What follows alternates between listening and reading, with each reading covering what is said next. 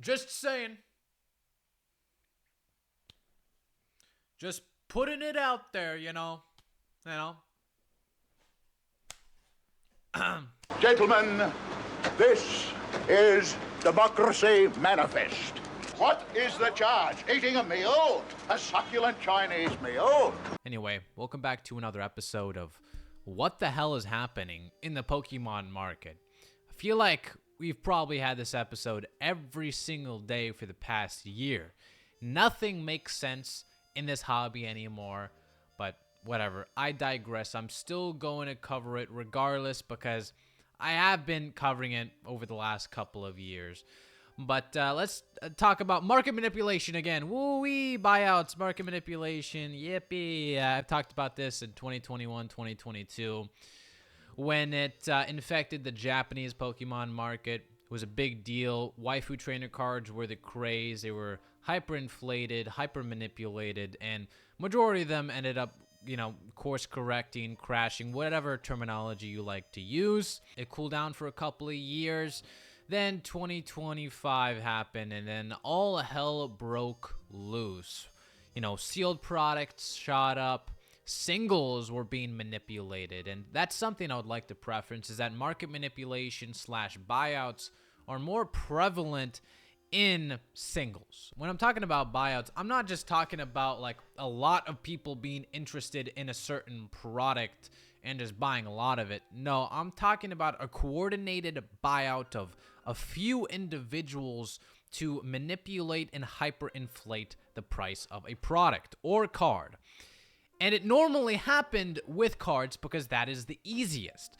Whenever you go on TCG Player, you may have like 10 listings of a card. So it's not that very difficult to buy out all the supply, coordinate with a few other people to help you out, and then you sell it, and boom, now it creates a domino effect of all the other people with that same card now list it at a stupid price.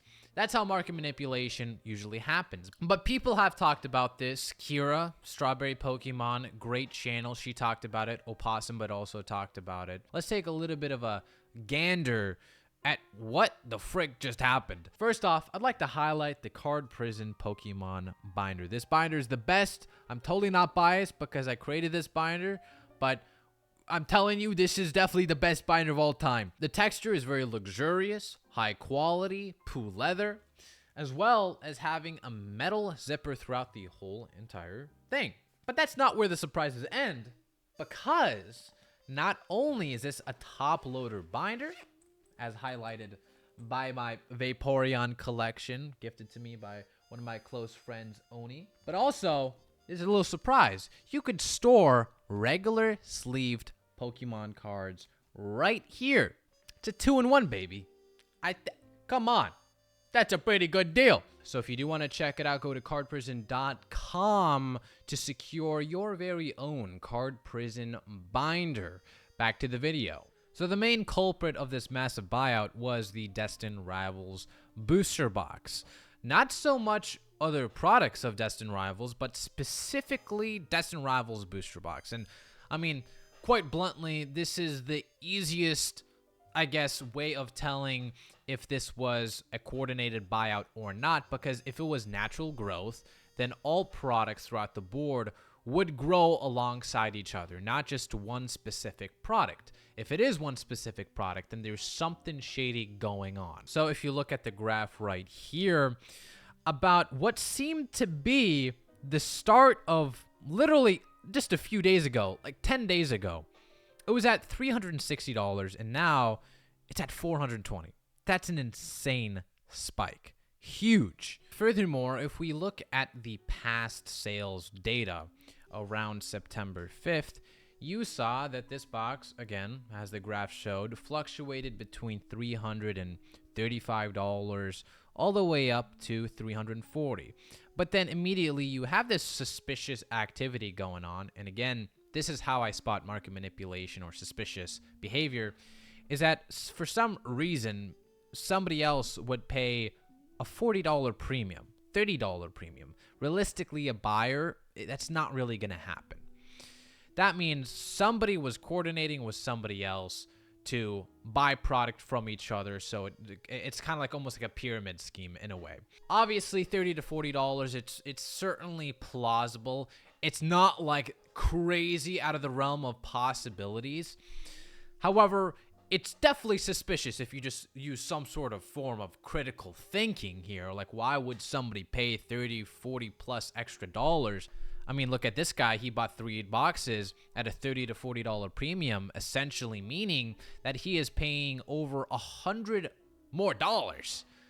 That's kind of a lot of money if you are somebody who is interested in investing product or etc. But then again, that weird contingency of real sales and probably coordinated sales continue going up and up to the point where $360 becomes the normal price, $370 becomes the normal price, $380, and then you have $400 at a certain point, $398, $397, and it continues all the way up to the most recent sales, which are now $380. So $100 swing in the matter of 5 to 7 days.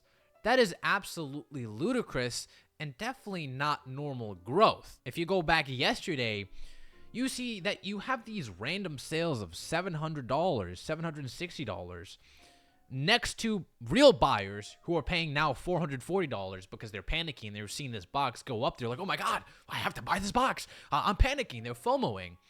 So they're seeing all these boxes, go to the moon. So they feel inclined and forced to buy into this whatever product. While at the same time, coordinated groups are buying from each other, pyramid scheme, whatever you like to call it, for $700. This is how market manipulation and buyouts usually occur. But the reason, again, why I'm so shocked about this specific case is because we are talking about booster boxes. Booster boxes have an insane amount of supply. Not like singles who may have like 5 to 10 listings on TCG Player or etc. But these are hundreds and practically thousands of listings on TCG Player, meaning that whoever is coordinating this massive buyout probably has a large amount of funds. The more this happens, the more people are going to accept this price. Unfortunately, that's usually how it goes, and I've seen it multiple times happen already. That's the scariest thing about market manipulation. If everything was a pump and dump scheme, I wouldn't really care about market manipulation, because then I would just, brush it off and say, you know what? Well, doesn't matter. I mean, this is going to crash anyway. Why am I worrying about this? The fear that this price is going to last the test of time is what worries me. That's why what starts out with possibly market manipulation and artificial demand soon translate to real demand, because there are people in this hobby who are dumb enough to buy in at these prices. Fake demand turns into essentially real demand because of FOMO. And that's why I find this situation very scary. It's tough to tell how much of this is actually real or fake, because now you have two groups in this market, people who are dumb enough to buy and people who are coordinating this massive hyper-inflated prices. But anyway, thought I just wanted to give my perspective on the situation because I've heard other people talking about it. Again, shout out to Strawberry Pokemon and Opossum Bud for talking about this. I'll leave their videos linked in the description down below. Hope you guys have an amazing day, and I'll see you later, weebs. せーのでもそんなんじゃダメもうそん